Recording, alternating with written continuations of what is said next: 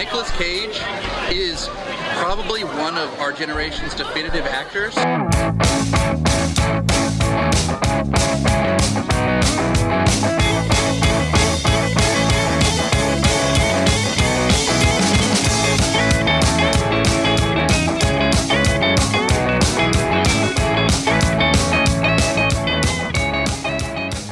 Hello and welcome to Cage Fighting. It's your main man Andy Gillard here, and a Merry Christmas to every one of you out there. Ho ho, holy shit, Christmas is here. How are we, guys? Matt Guy, ready to rock? It's a different way of saying your name, saying at the end, hello Stu Hall.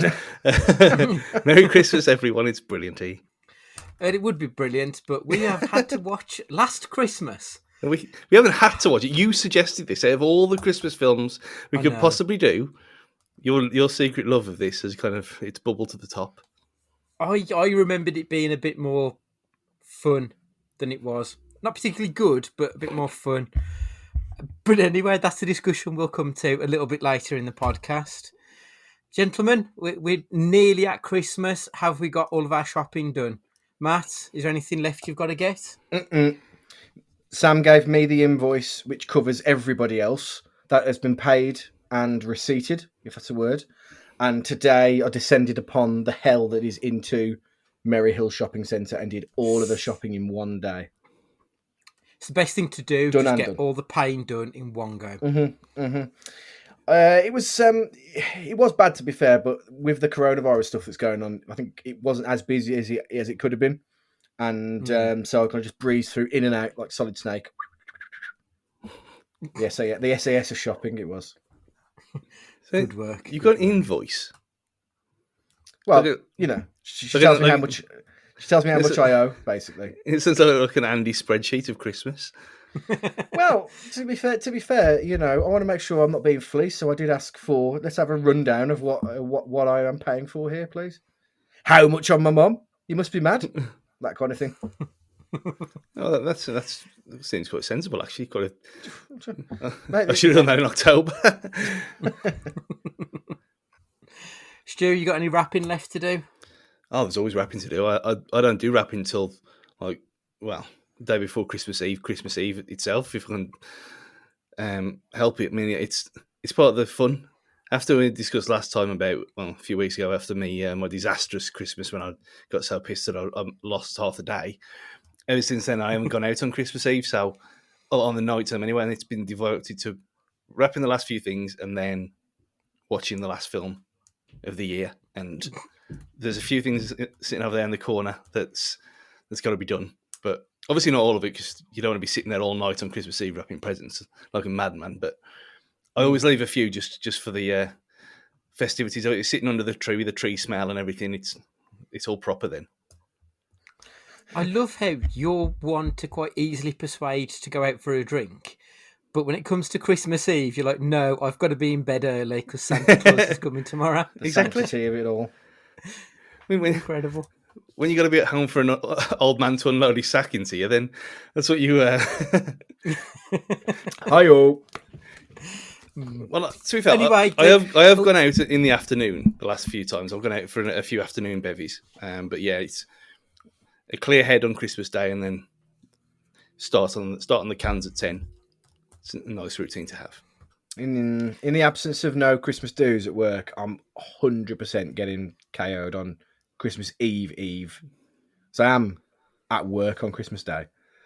So I won't be getting bladdoed on Christmas Eve, but on the 23rd, we're cracking open all the bottles that we've accumulated over the year, and then having a cheese board as well, because that's how fucking rock and roll we are. You're not doing the German market in the garden now. No, we're going to do that. I think we're going to do that at the start of the week. You've got to pace these things out. Do you know what I mean? I don't want to be ill. I don't want to be ill on Christmas Day through to carb consumption. There's no such thing. It's Christmas. And I think we've put it off long enough. We need to discuss Last Christmas.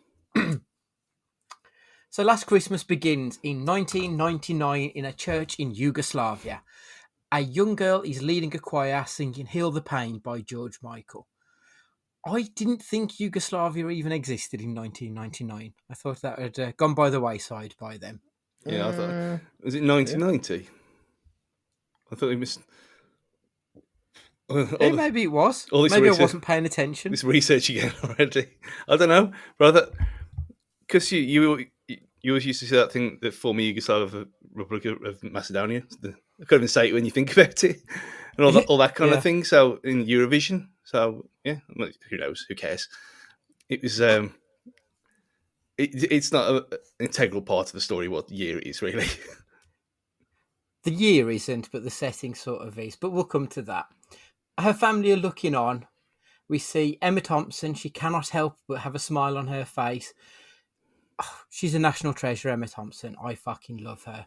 She looks delighted at seeing her daughter singing in this choir.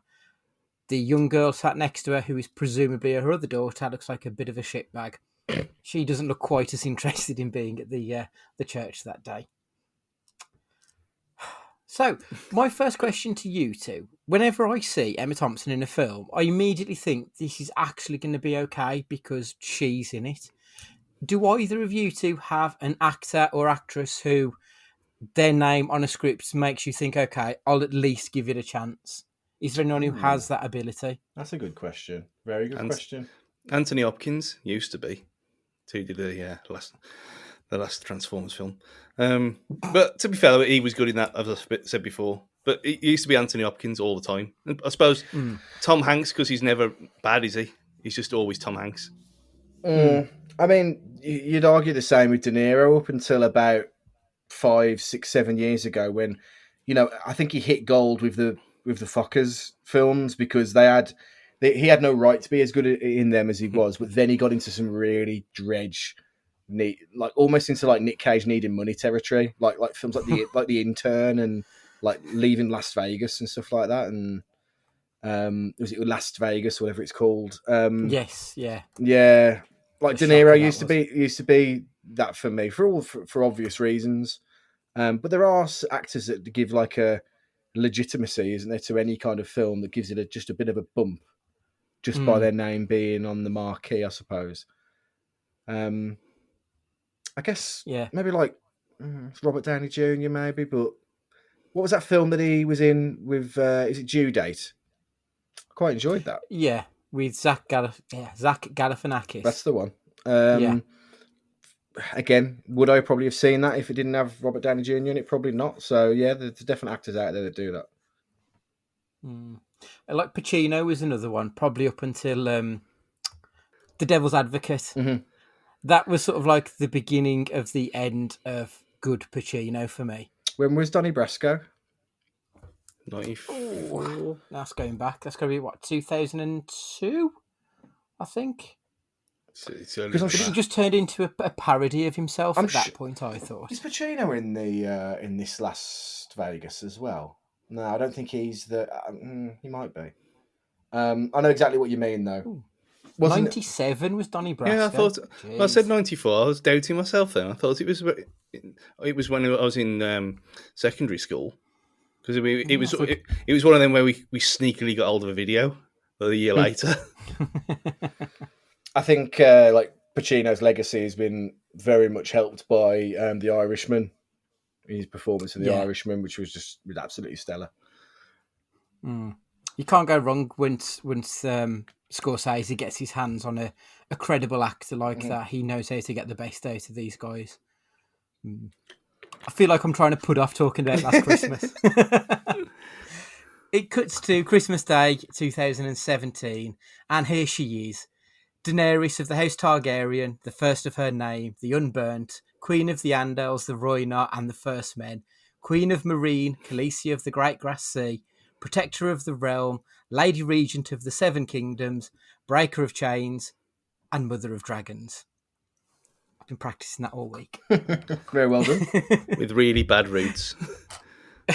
Terrible roots. She's hammered, getting hit on in a pub, and decides to overshare with a complete stranger about how she hates her family at Christmas. She then hooks up with this stranger and wakes up. Now, I thought that this was Christmas Day, it said. So my notes were that she wakes up in the stranger's bed on Boxing Day and his girlfriend comes home from a seminar. So I thought, well, what seminar has she been to on Christmas Day? Like, I think it's really badly signposted, this film. It doesn't spell out where it is actually going very cleverly at the beginning. It's a bit all over the shop. Well, very much from the start, I was thinking to myself, well, because of the start of the film, I thought, this is a pissing musical, isn't it? This what merry path have I been led down here? And then I thought at first, after that first scene, I thought, oh, this could be decent. This might be actually all right. This doesn't feel like the normal, sickeningly heartwarming Christmas film that I'm used to, because I was thinking this is going to be like a Love Actually kind of thing. I must admit, the first scene of the film, I thought to myself, oh, this might actually be something a little different. Yeah. Stu, what were your initial thoughts? I looked over you and smiled there last year straight away. I was all in, and then as soon as the swearing started, I thought, oh, here we go. It's gone in a different path than I expected it to be. So you look at the trailers, and we being honest, we went to listen to Wham, Demi, really, and look at her. That was the real reason behind it all. And then when it actually got going, I thought, oh, actually, this is a bit, like Matt said, it is a bit different. So I was pleasantly surprised to start with. After being kicked out of this stranger's house by his girlfriend, Daenerys then walks to work. She works in a year-round Christmas shop in the middle of Covent Garden.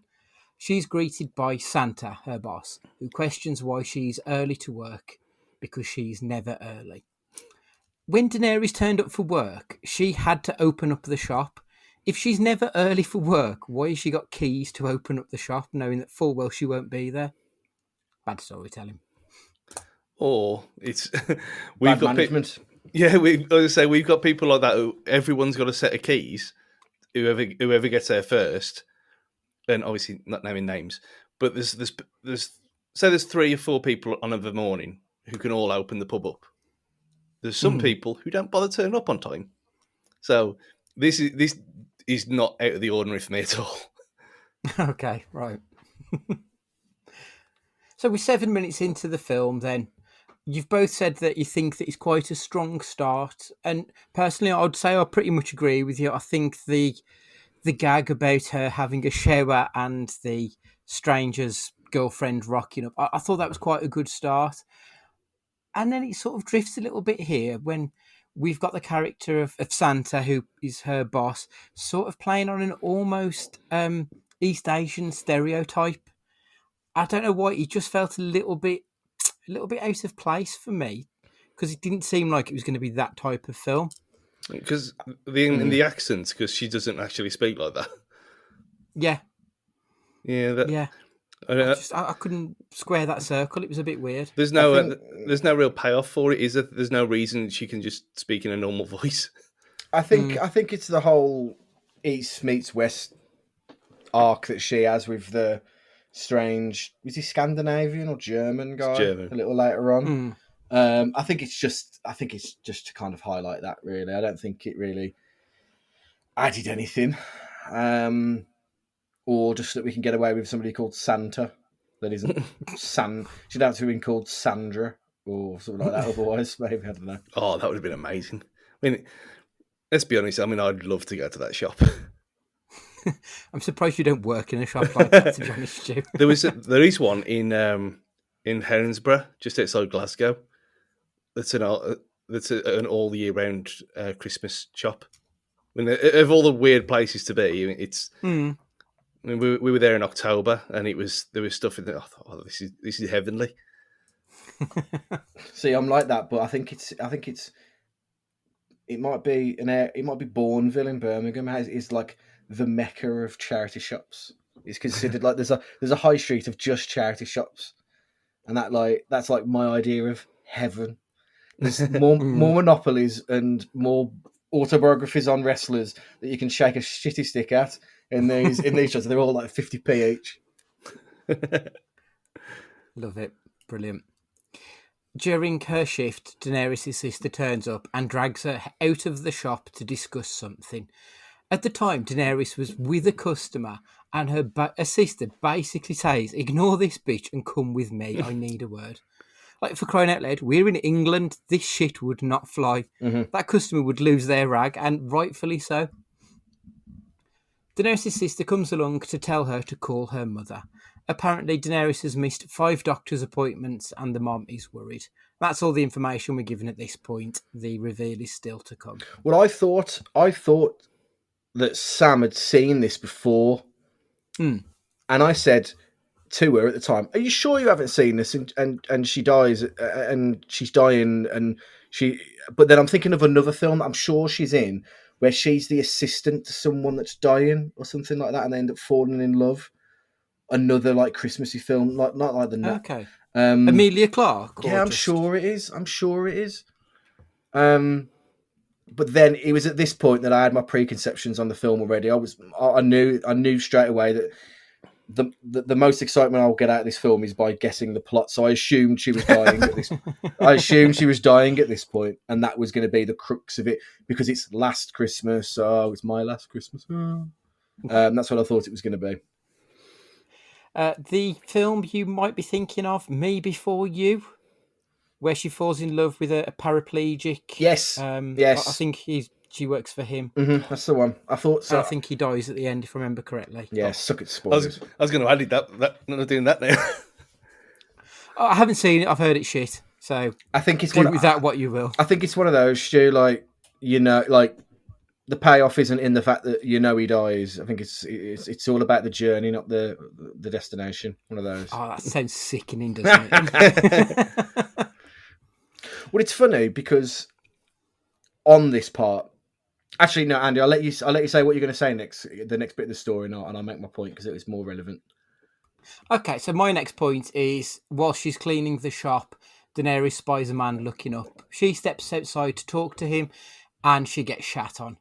The camera goes back into the shop, and the reverse camera shot shows that the man is no longer there. Bad continuity, or is it? Well, it was at this point on my notes when I put, can this film still be funny when the love story kicks in? Because we've seen it how many times when something shows such promise, but then when it gets to the crux of what it wants to get across, it loses any charm that it has.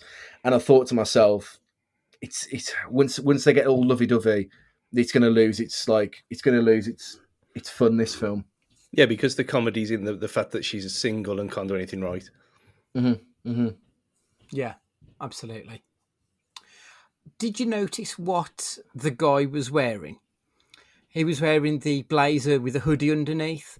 I don't know why, but I immediately thought of Cage in City of Angels. Oh, okay, interesting. Yeah, it evoked that. It was almost angelic looking, but like a Earth person's interpretation of it, sort of thing. Maybe it's because I know where it's going that I'd made that link, but that was my first thought. I just thought he was a yuppie. knowing that part of London, I thought, well, why wouldn't you be dressed like that? To be fair, Yeah. and I've been in that park as well. Yeah, I love Covent Garden. I spend many an hour there every time I go to London. It's just the best place. I've never been to Covent Garden. That exists, does it? That is a real place, that's what Yeah, it's full of like drama students. Oh, and Christ me. Yeah, so you'll go there and you'll see several different buskers doing stuff. You'll see people putting on mini plays or clowns in the street, or it's very much for the arts. Sounds like it's proper hell on earth.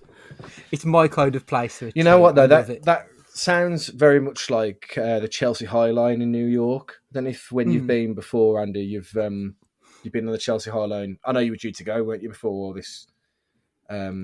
Still am, fingers crossed. Well, yeah, it's very much the same. It's like a stretch of abandoned railway line they've now turned into like a really long like garden, I guess.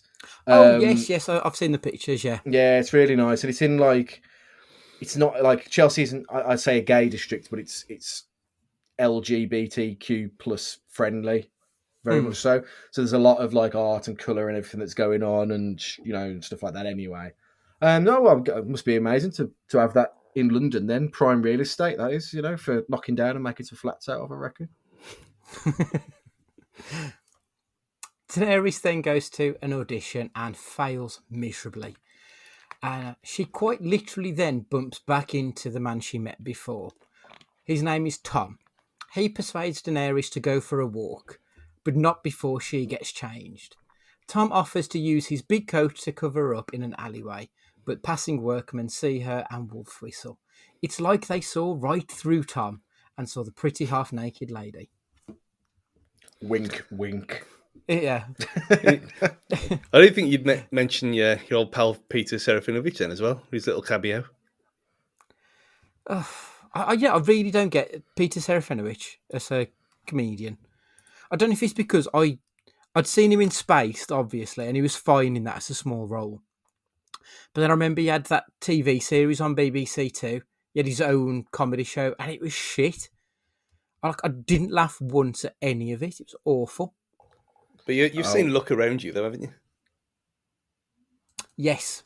Yeah, I forgot he was in that. That was all him, pretty much. What's his early part of his career? What's his character name in Space? I can see it in my head now. Dwayne, isn't it? Dwayne. I can't remember. Oh god, he's quite, and he's in Shaun of the Dead, isn't he? As well as the the angsty housemate. Yeah, he's good in Black Books. Again, just has a small role in the one episode. He has quite a good little cameo in that. Have you ever seen his appearance on 8 out of 10 Cats? No, I don't think. I have. You need to see it. I won't ruin it for you, but splice the clip in the edit because it's hilarious. It's absolutely hilarious. Jimmy says something to me, goes something like, so what do you like to do in your spare time? And then his response is absolute fucking gold. Right, okay. I'll make a note of that. 8 out of 10. A poll recently voted Peter Serafinovich Britain's funniest comedian, and that poll was his nan, Mrs. Serafinovich. Peter, are you a fan of word games? Well, to be honest, Jimmy, I don't think that's any of your business.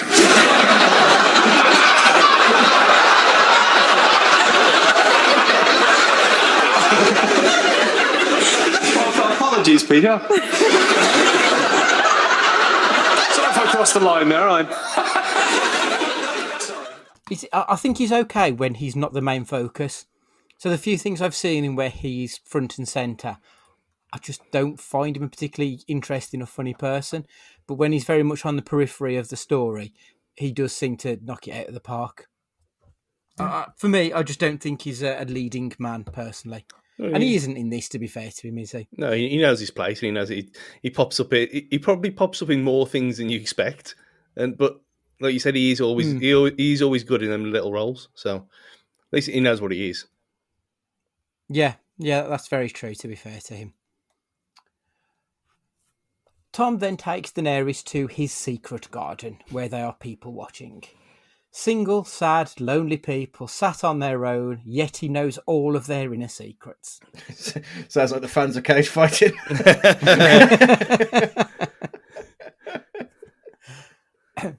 At the end of their date, they arrange to meet again. But they don't really, they just say, we'll do this again. She tries to get his number, but he cannot give it to her because he doesn't have access to his phone. Daenerys then goes to stay with her friend and her friend's partner. She goes out on the piss and brings a stranger back into somebody else's house. Bad form, that is. Yeah. Look, I totally get that we're supposed to think that Daenerys is just a hot mess. But it's not that she's just a bit of a dolt. It's that she's actually a bit of a bitch. She seems massively self-centered, like really self-absorbed, that she doesn't care that her friend is about to drop a baby, like she's heavily pregnant, and the dude clearly doesn't want her to be there, and she's just oblivious because she's in her own world. It doesn't make her a very nice or relatable protagonist in a film. I I find it hard to like buy into her. It was I was gonna, the bit where she burns his galleon down, and is this the most hated leading lady in a film ever at this point? She is quite unlikable, though, isn't she, as a character? There's a very fine line between somebody being a fuck up, but then somebody actually being unlikable. Yeah. I know this sounds really strange, and like you wouldn't think I'd ever give like proper acting chops to this, but Rowan Atkinson as Mr. Bean portrays this perfectly. In that he's an absolute mess, but he's never unlikable. You know what I mean? Whereas she very much is very, very unlikable, and I don't know if that was ever the intention in this film. No, I wasn't going to go like for Rowan Atkinson. I was thinking Simon Pegg as Sean. Sean is an idiot, for want of a better word. He just needs to sort his shit out, and he'll be great. Whereas Daenerys in this, she isn't an idiot. She obviously knows what she's doing. She's just a twat. And I think that's the difference. You can like someone who's silly, but you don't like someone who's stupid, and it's that fine line between the two. What's that song? If you're going to be dumb, you've got to be tough. Yeah, that's it. When she gets to the shop the day after, she realises that she failed to lock up the night before, and the shop had been broken into. Well, I say broken into, they just opened the door because she didn't lock it. We get a really painful scene where the two police officers are trying to get a statement. I can't figure out if this was supposed to be comedic or not, because it wasn't funny. It was really forced. Like, their delivery wasn't even with a wry sense of comedy to it. It just felt dead. Like there was just nothing to it, one way or the other. It was awful. These two characters are the worst part of the film. Every time they're on screen, it just doesn't work. It's like they've been thrown in for mates' rates kind of thing. Just to, oh yeah, you can be in my film. So I don't know who they are anyway, and I've seen them in a load of different things, but they're just not funny. And I think that wasn't the intention with it. It just doesn't work because the falls flat. Yeah, the rest of it is relatively believable, but then you see them two idiots, and you think, well, you wouldn't be cops, would you? Because one, you wouldn't be allowed out together anyway, because you ain't going to put two women on the street of London together in the first place. And so you wouldn't be acting. I mean, it's fine being, comedy coppers or whatever, but you've always have one who's relatively normal.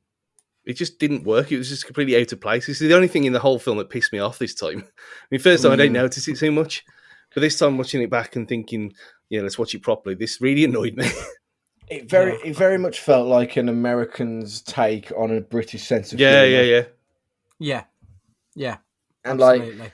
I'm surprised, it didn't start getting all cannon and ball, snooker, loop and peanut and all that kind. Do you know what I mean? Like, it felt very forced, didn't it? Like that, like a camp David Brenty kind of performance that was just really awkward and like, oh no, it wasn't good. It wasn't good at all. And not awkward. Not supposed to be awkward. No. And the comedy doesn't arrive from the awkwardness. The comedy just doesn't arrive at all. Yeah, exactly. Like, I realised that at this point I hadn't laughed at anything since that very first scene in the shower with the girlfriend. Like, it feels like it was a long stretch of just nothing, just bumbling along. But then I did laugh once we finally get to see Emma Thompson once again, because Daenerys has to go to her home because her friend kicks her out. When Daenerys is trying to sleep and Emma Thompson starts singing to her in Russian. I laughed at that. Completely apropos of nothing. I really enjoyed that. I thought that was very amusing. She then drags Daenerys to the doctor's, finally. So she's gone for the 6th appointment rather than the previous 5. Daenerys is in denial about whatever it is. It still hasn't been revealed, really, which I think because we're in the doctors now, they need to give us a little bit more other than just telling us again that she was ill, because you're not giving us any new information at this point. Yeah, great.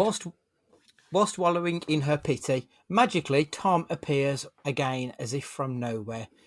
He only ever seems to be around when there's nobody else in the vicinity. They go on another mystical walk date. it feels like a lot has gone on in the film, but not much story has actually happened. We get lots of little bits and they go here, there, and everywhere, but there's no actual hard and fast detail of what is going on in the film. Everything that's gone on so far has taken up like 40 minutes, but could be summed up in 2 sentences. She meets a man, they go for a walk. That's pretty much the only thing that's actually happened in this film. But I was still intrigued, though. I know this is me being quite stupid, but it still had me wanting to know what was going on. I was never bored. Okay. I'd agree, but my frustration levels were getting raised here as I slowly realised that this isn't a Christmas film. And I thought, I've been done over here. I could, you know what I mean? And that would be the overriding theme, which took away from enjoyment, you might say, of this film. I know you'll get onto it like later on, but it spanned off in a couple of different directions. You had like turmoil in the family, you had the love story, you had the secondary character story with Santa and the German guy, but we were never given enough of it. It was like we were at some kind of like Michelin star restaurant where you have 20 courses and they only give you like a tiny spoon's worth of each thing. I just never felt like we got the like any payoff as much as we wanted for any area. Yeah, I've got that in like the next part of my notes is that there seems to be lots of little threads where there's no payoff that you actually care about. So, for example, the next part we find out that her sister is gay when Daenerys outs her to the mother. And then she apologises and that's it. And it's like, okay, but make a bit of a story out of it. Don't just out her, apologise, it's okay. That's not a story. There's no arc there. It's just a straight line. And there's potential because, you know, they come from like, I don't know if it's Baltic or wherever, you know, that kind of part of the world where they're, you know, rightly or wrongly, we don't see them as quite as progressive as us in terms of like sexuality or even race and things like that. The stuff they could have done with it, you know, that she makes a joke at this point in the film, or maybe earlier than Emma Thompson does, about blaming everything on the Poles. So it's like, you know, there's an awareness of socio-political things that are going on. So why not touch on it? Why not give this a bit of substance? And they don't. It's disappointing. Yeah, there's no deep dive into anything. And making a girlfriend black as well, just doubling down on what you just said about that part of the world. And you think, oh, this is really clever. As soon as well, that's later on. As soon as she opens the door, but yeah, you're right. It doesn't go anywhere. Yeah, just they don't explore anything. And I don't know if that's a good or a bad thing, because should we just look at people as human beings and it doesn't really matter? But in that case, don't make a film about it. Give us an exploration about what you think and what you want us to think. And they just didn't do that. If they'd have gone into all of the side threads, like the homeless stuff and her sister and her friends and all that kind of thing, it could have been an extra half an hour. And you probably would have hated that, but we would have got more. If they'd have given us, well, yeah, that'd have been great. But that extra half an hour, they could have actually done something worthwhile with. What they gave us was all fart and no shit. Like, there's no substance to it. But anyway, we digress. During the family meal, there is a big argument. We get to see the coldness between the parents, how the mother dotes over Daenerys, and the resentment the sister has towards her for this illness that she had a year prior. This is when Daenerys outs her sister. Following a big fight, Daenerys bumps into Tom once again. He takes her back to his place. She tells him that she had a heart transplant and that now she feels half dead, as whatever they put inside her isn't right, and that the only thing which makes her life feel whole is Tom. Almost like he completes her. Daenerys starts volunteering at Tom's soup kitchen for the homeless. The more time she spends there, the less time she actually sees him. One day she decides to eat lunch in Tom's secret garden, and there he is, sat on his bench. They finally kiss, only for her to realise that he's never around when she wants him, and that she wants more for her life. She arranges a talent show at the soup kitchen for the homeless to raise money and begins to apologise for the mistakes of her past. I suppose this is where they try to give that arc. So they've shown her as a dipshit, and now they're trying to make her out to be a good person. But I don't feel like we get the uplift in the middle. We don't get the actual learning experience. All she does is she starts to hang around with homeless people at this shelter. Great, but I thought they were going to go more with her downward turn of luck, to the point where I wrote in my notes, does she go on the game? Because I thought that's what... I didn't think they'd ever make her actually prostitute herself, but I thought that that's what... There'll be a fleeting thought, and she has a scary moment with a potential client, if you want to call them that, and then that'll set her on the straight and narrow. And obviously that doesn't happen, but again, it's tapping into the small drip fed elements that we get, where they could be doing more with it to make us because at this point we're meant to be sympathetic of her now. She's turning her life around. The ghosts of her Christmas past are being exonerated, so to speak. So we should be caring about it, but it feels really half-assed. It almost feels like it should just be set to a 80s Rocky montage kind of music, and where she turns herself around, because it lasts about 10 minutes of the whole film, where she goes from being a bitch to singing outside with just a little cup, to then organising the whole talent show and stuff like that. It's all very really, really, like you said, really, really fast. And considering it took 40 minutes to get to that point, I'd have preferred it if it was the other way around, and we'd had 25 minutes of her turning her life around and getting to see all this stuff. Because you know the bit with the homeless with the biscuits and stuff. Now that was pretty funny. But then you don't see any of them characters again. So who's Tom? And they all raise their arms in the air and stuff like that. But you don't see them again until the talent show later. I think, well, again, it is a bit of a wasted opportunity, I suppose. Yeah, massively so, I think. I completely agree with you. So after this section, and it's funny you mentioned the ghosts of Christmas past, she goes to Tom's apartment to see him. She finds an estate agent there trying to sell the apartment. Apparently the apartment has been empty for a year or so after the previous occupant passed away last Christmas. This is when it all comes flooding back. The heart transplant. It was Tom's heart. That's why she felt complete when he was there, because he's literally the reason she's still alive. She returns to the secret garden, sits at the bench. On that bench there is a plaque dedicated to Tom Webster. 2 weeks later, the night of the show at the soup kitchen, she sings Last Christmas. The end. That's literally everything. I know. That's all the beats of it. And I think it comes back again to your point, Matt, where you said this isn't a Christmas film. No, it's not. Number one, I know there's a salary uplift in London, but what courier job gets you a flat at that size in London? I want to know, first of all. Secondly, one thing I will praise on, actually, I thought the scene where they showed all the moments of the film, her on her own, was actually quite well done.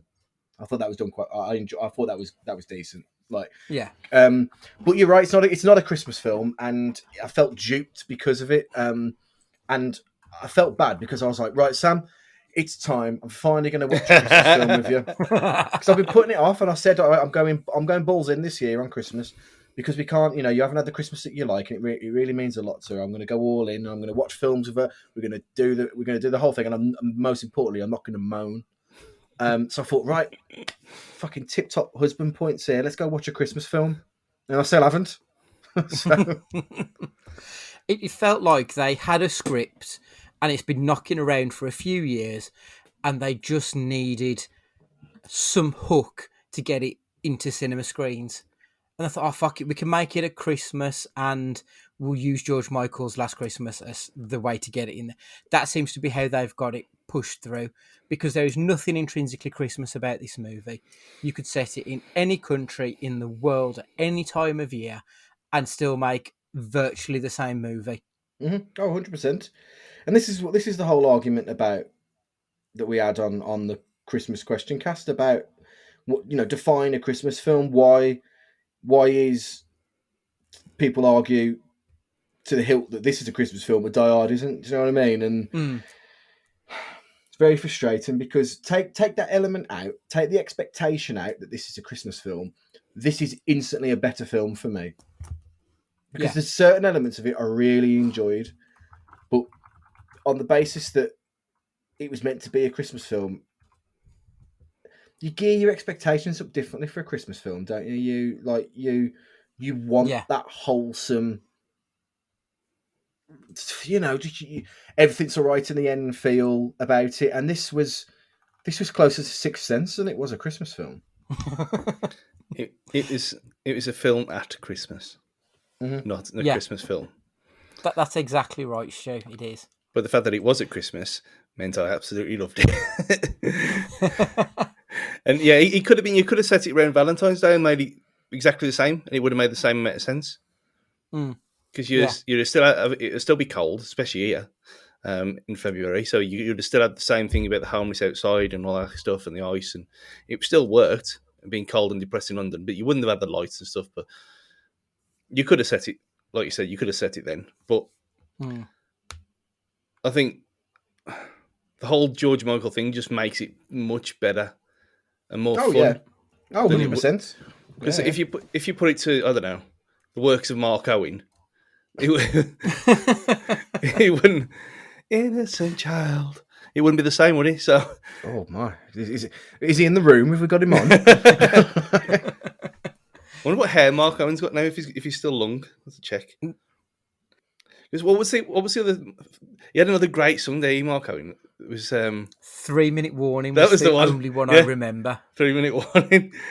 Wasn't that a tag team in WCW? It was Rosie and Jamal in WWE. It was Bischoff's team. Oh, that was it. They had signs in the crowd going, "No one likes a 3-minute man." Look, one of the things I really didn't like about this film, and I don't know if it was just me, but I almost knew immediately that he wasn't really there. Tom wasn't actually there. So the whole film, for me, I saw it through this lens of this isn't going to be a twist when they reveal he's dead, because it's quite obvious he's dead. So when it got to the point of the reveal, I'm like, but we knew this, didn't we? But obviously we didn't. It was just me. It literally was just you in that screening. I got it. Yeah. I got it in the end. Now I feel a bit silly because I thought I should have got it later. But I said to Sam during it, I was like, we both under the impression here that he's not real, aren't we? She was like, oh well, yeah, we're meant to know that. And I was like, oh, like when did you know? Like, do you know what I mean? It's certainly not a big twist. It's not. I think by this point, by the time it's revealed, it's not a reveal. It's just clarification, maybe. Yeah. I suppose the twist is that it's his heart in her. Mm-hmm. I suppose that's the only twist, because I felt it was quite obvious anyway. I had absolutely no idea, did I? And really? So it was when she was in there with the guy wearing his coat and the estate agent, and I thought, oh, he's done a runner. That was what went through my head. That he's done a runner on her. Like she asks him if he's gay and stuff, and he says no. But then I thought, oh, he must be married or something like that, or he's seeing a mom or something ridiculous like that. It never even crossed my mind that this was a ghost film at all. Too innocent, Stu. I know, but that was the thing, because going into it as a Christmas film. Yeah. It doesn't fit the narrative of a Christmas film. It never even crossed my mind that there'd be a twist at all. So I just sat there all just fully enjoying it all, and there was audible gasps in the in the screening we were in last year, where especially the ones behind us, especially. Yeah. And he was the only one. 4 old biddies. Yeah. And it wasn't until the thing was the phone was in the cupboard, and I looked at him, like, what? I never got it once.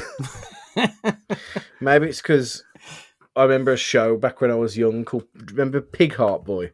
Did you ever watch that on like CBBC or whatever it was? it caused like proper controversy back in the day. It was basically about like some kid who has the first ever heart transplant from an animal, and he has basically a pig heart, and like he gets bullied, and it's like a national outcry. And yeah, it just reminded me of that. Yeah, I mean, should Christmas films even attempt to challenge you, like in a film? Probably not. They are supposed to be easy viewing, aren't they? Mm-hmm. But All right. then again, there is a whole subsection now on Amazon, on Prime especially, of like horror Christmas films like Krampus and like the slashers that are set at Christmas. So it's a whole thing of this. We talked about before about Christmas films. This is a new thing now of set at Christmas. I think we should just stop the is it a Christmas film, because there's so many of them doing different things, but just setting it at Christmas to jump on the bandwagon now that they are their own thing. I think you're right. So the IMDb score is a 6.5. The Metascore on that is a 50. On Rotten Tomatoes, quite the disparity. So the critic score is a 47%. So everything so far has been roughly 50-50. Fine. The audience score is an 81%. Yes, my people. I suppose that's the problem with Rotten Tomatoes, is it's literally a yes or a no. So if you were on a 51% good, it gets a yes. So I suppose that's the problem with it. It's just a little bit too simplistic. I think personally it probably is in that 50-50 bracket that I've seen better, I've seen worse. It's just somewhere in the middle. Absolutely. Some of the reviewers, so Clarice Lockery, who is one of my absolute favourite critics, it's nice to see her name on this list. She says it's a star-studded rom-com that plays like an expensive Hallmark film. That's And I think that is it, really, isn't it? Yeah, that's why she's the best critic. Charlotte O'Sullivan from the London Evening Standard. Last Christmas is patronising, illogical and silly. Yep. Wendy Ide from The Observer. The music of George Michael and Wham is hauled out onto the soundtrack of this mouldy tangerine of a movie with about the same level of care and sensitivity that you might find on the festive mixtape at a motorway service station. Harsh. Perfect. So, the good, the bad and the crazy. Stu, Mr. Christmas, come on. I just enjoyed it. I just liked it. There was nothing. Watching it with a critical eye second time around, it wasn't as much fun as I remembered it last year. But yeah, it's aged badly in a year. Yeah, but at the same time, it kind of made me really sad because this was literally last Christmas, and now everything's all fucked up and we can't go out anywhere. So it was like looking at a time capsule. I thought this actually was our last Christmas. I just took it for what it. I mean, looking through my eyes from last year, I just took it for what it was. I thought this is just gonna. It's not gonna be great, is it? It's gonna be one of these where if it's even remotely enjoyable, I'll be happy. And the soundtrack, superb, obviously, never in doubt. But no, I just really enjoyed it, and I enjoyed it almost not as much, but it never offended me, and it didn't make me want to tell them what little hairs I've got left out. And I mean, the bad. I suppose the bad that what we've said about some story threads could have been puffed out a bit more because there was good ideas there. I mean, obviously, it's been chopped down for lengthwise, which is never a good idea. But yeah, I think that the homeless stuff could have been a lot. They could have gone more with that, like the the Elvis guy, which was fine. It was funny in itself, and the disabled guy on the skateboard, like that episode of X-Files in India. Certain like little things like that. There were comedy touches, but you could have had them back at the end doing something else, which would have been a nice kind of payoff. And you had the guy, the tall guy in the homeless shelter as well, who he had a few speaking parts, and he was never like he was just there as like a secondary character, but he was quite interesting. And I'd like to see a bit more of him. I'd agree with that. But the crazy is obviously the fact that I didn't let on and catch on to the fact that there was a twist and it was a ghost story. So, but again, that's more my naivety and being carried along with the Christmas spirit than anything else, I suppose. Matt, any advancements on that? So good. I mean, I'm really like going backwards in time in my musical tastes at the minute. So I'm all in on like George Michael and Wham and stuff at the moment, and anything. So the music was fantastic. I really enjoyed it, and it added like a bit of kind of. I'm looking forward to like what's going to come next. When's Faith going to come on and that kind of thing? Do you know what I mean? And Yeah. What's that one? I can't remember. Gotta get up. That one. Fast Love. Yes, that one. That like I was like, when's that coming on? So the music was great. The bad. Does anybody really like the story of a spoilt white girl in love? No, I don't think they do. To be honest, do you know what I mean? Like her unlikability wasn't a plot device; it was just poor script writing. I think.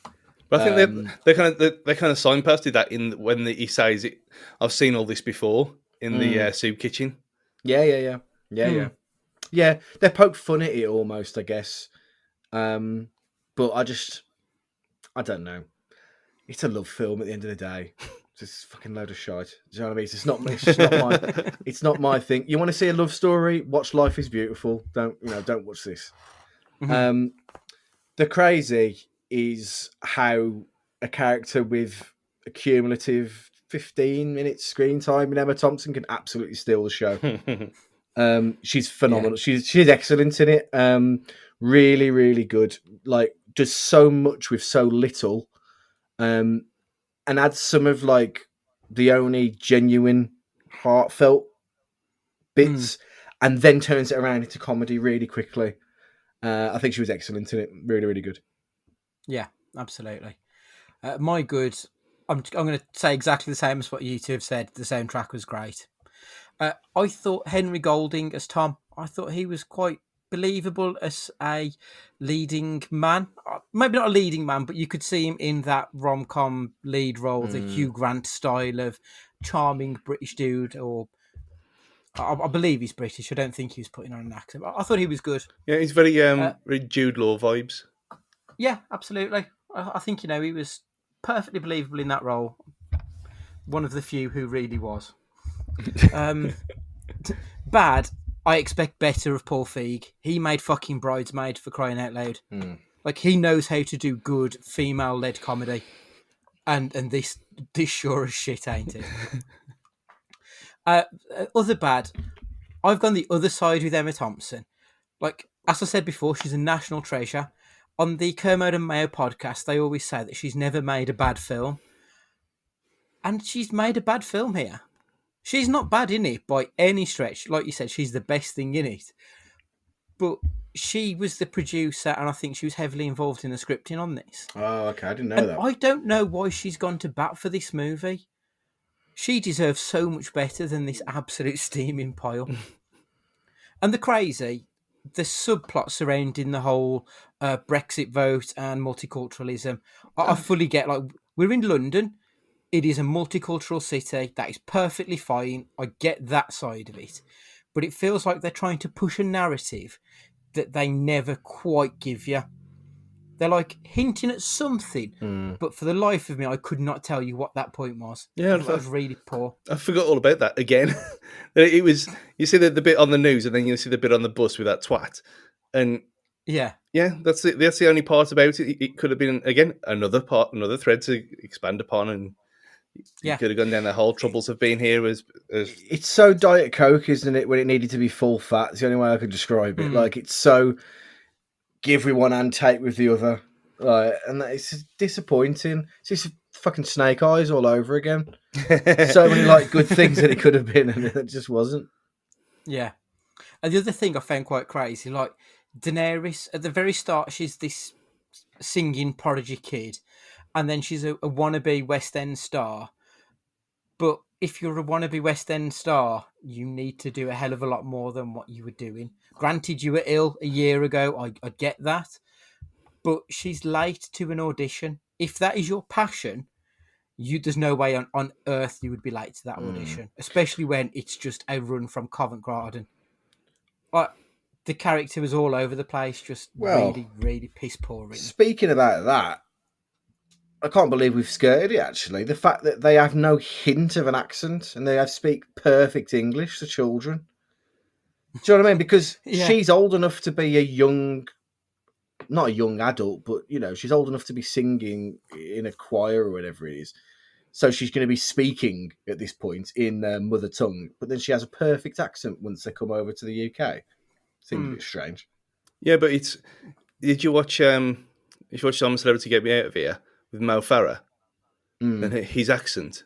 Okay, fair play. Where Yeah, I guess. same kind of age. He came over when he was 9, I think he said, and he's got it's a bit mixed up, but you can quite. I mean, you're in London for that long, you kind of pick it up anyway, don't you? So that never got to me really, especially with an example that was on the telly at the same time.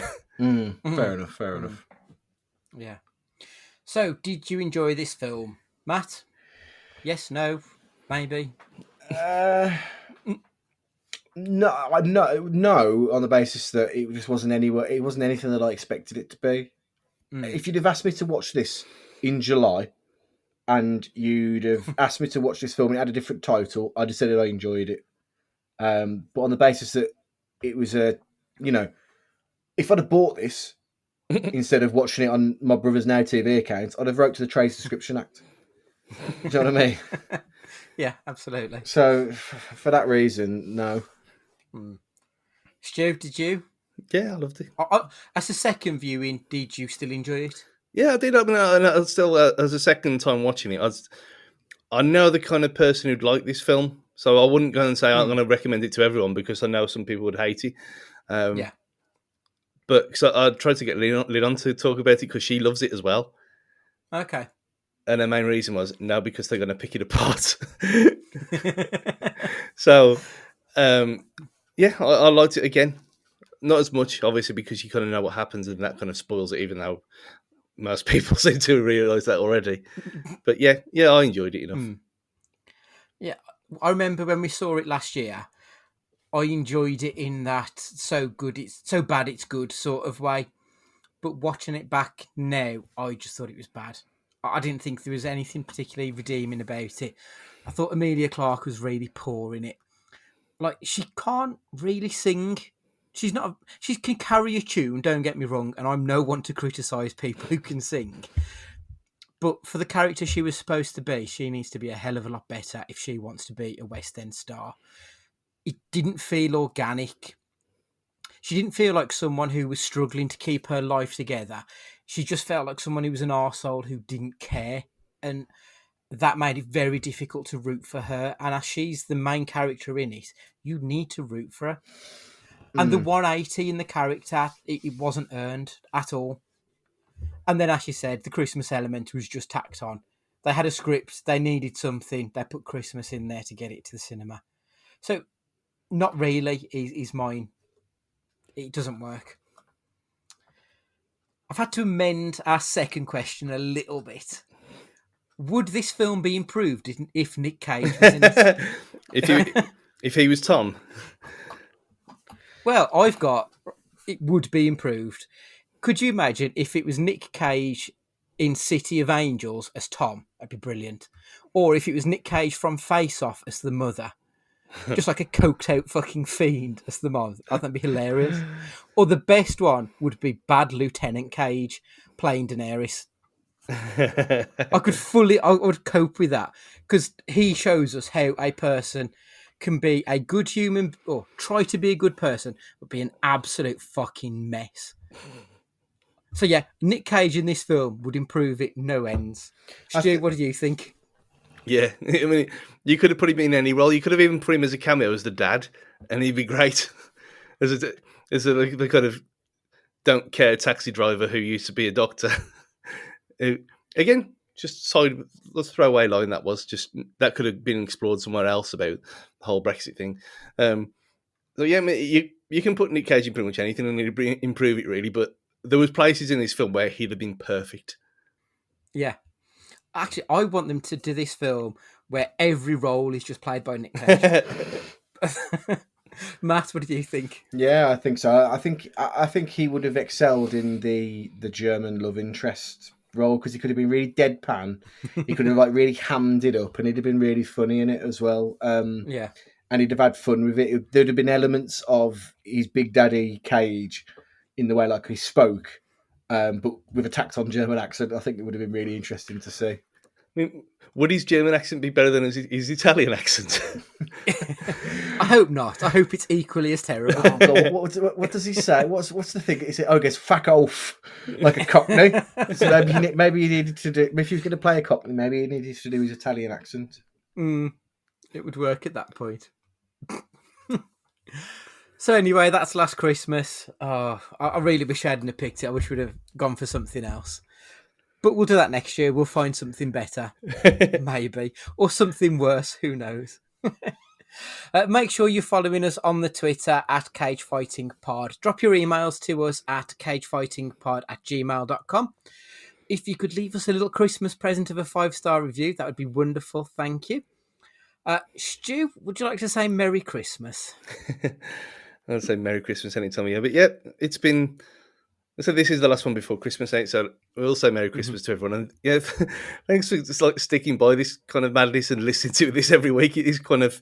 It's an amazing that people do it, to be fair. I mean, if no one wasn't, we'd still be doing it anyway for our own benefit. And it's a labour of love and a laugh and everything else. But yeah, thank you all for listening. So yeah, Merry Christmas. Matt, would you like to say Merry Christmas?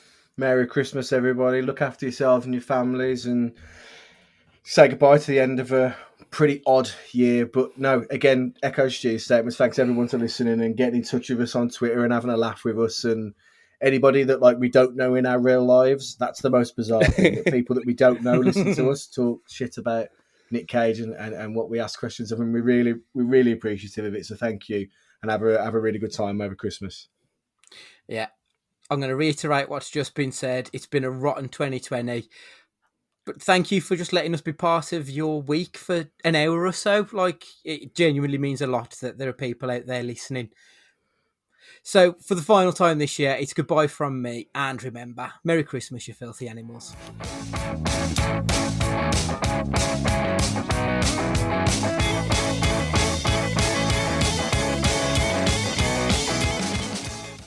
Hi guys, we're back. We promised we would be. But the thing that made Scrooge happiest of all was that his life lay before him, and it could be changed. I will live my life in the past, the present, and the future. Oh, Jacob and Robert Marley. Oh, heaven in the Christmas time be praised for this day. I say it on my knees, Jacob and Robert, on my knees. Oh, they're not torn down. They're here. And I'm here. What was a miracle? Oh. I don't know what to do. I'm as light as a feather. I'm as happy as an angel. I'm as merry as a schoolboy. Do you think it's safe for us to be up here? Scrooge is saved. What can happen now? Yeah. You there, boy. What, me? That is, what, me, sir? What's today? Pardon? What's today, my fine fellow? Today? Well, today is Christmas Day. It's Christmas Day. I haven't missed it. The spirits did it all in one night. They can do anything they like. Of course they can. Of course they can. Of course they can. Do you know the poultry shop in the next street? Yes, sir, I do. An intelligent lad. A remarkable lad. Do you know whether the prize turkey has been sold in the window? Oh, the one twice as big as me? It's still there? Oh, it's a pleasure talking with you, lad. Go and buy it. Be serious. I am being serious. Buy it for me and I'll give you a shilling. Oh. No, I'll give you 5 shillings. Wow! And so the boy was off like a shot. So even... Sorry. I'll bring it to Bob Cratchit's house. What a surprise it'll be. It's twice the size of Tiny Tim. And a few moments later, dressed in his finest, Scrooge appeared on the streets of the city to wish Merry Christmas to all the world. Merry Christmas. Merry Christmas. Merry Christmas. Merry Christmas. Merry Christmas. Merry Christmas. Gee, thanks.